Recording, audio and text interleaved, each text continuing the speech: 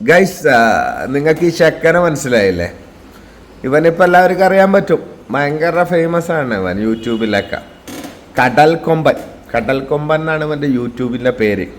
എറണാകുളത്തിലുള്ളൊരു കടപ്പറയോളിയാണ് ഇവൻ.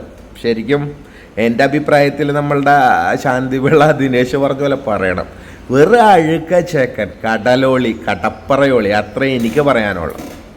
ഒരു കഴിവില്ലാത്ത ഈ വക കഴിവേറികൾ വല്ലവൻ്റെയും കുണ്ടിക്ക് താങ്ങി കയറി വന്ന വെറും ഒരു അഴുക്ക ചെക്കനാണ് ഇവൻ. ഇവനേക്കാളും വലിയൊരുത്തനുണ്ട് അഴീക്കൽ. ഭയങ്കര കോൺട്രവേഴ്സി ആയിരുന്നു ഒരു കാലത്ത്. ഈ ചെക്കനുണ്ടാക്കിയ കോൺട്രവേഴ്സിയാണ് അവനെപ്പറ്റി, മറ്റേ കടൽ മച്ചാൻ എന്നുള്ളത്. അപ്പോൾ അവൻ്റെ മൂട്ടിലിട്ട് അടിച്ച് വളർന്നു വന്നൊരു പടുവാഴയാണ് ഈ ചെക്കൻ, വെറും കടപ്പറയോളി. ഇവനെപ്പോലുള്ളവന്മാരെയൊക്കെ ഇവന്മാരുടെ കരച്ചിലും ഉളത്തരവും കേട്ട് വളർത്തി വിട്ട് കഴിയുമ്പോൾ ഇവന്മാരൊക്കെ വളർന്ന് ഇതേ സോഷ്യൽ മീഡിയ വെച്ച് തന്നെ എല്ലാവർക്കും ഇട്ടങ്ങാട് ഉണ്ടാക്കി കളയാമെന്നുള്ള ധൈര്യത്തിലെത്തിപ്പെടുകയാണ്. അപ്പോൾ അതുപോലൊരു സംഭവം ഇന്നലെ നടന്നായിരുന്നു. അപ്പം ഇവൻ നൈസായിട്ട് ചെന്നൊരു ചാരിറ്റി ഉളത്തരത്തിൽ ചെന്ന് തലവെച്ച് കൊടുത്തിട്ടുണ്ട്. അതിൻ്റെ വീഡിയോസ് ഇപ്പോൾ 2-3 ദിവസമായിട്ട് ഇപ്പോൾ ട്രോളായിട്ട് ഇങ്ങനെ കറങ്ങി നടക്കുന്നുണ്ട് യൂട്യൂബിലും ഇൻസ്റ്റഗ്രാമിലും എല്ലാം തന്നെ.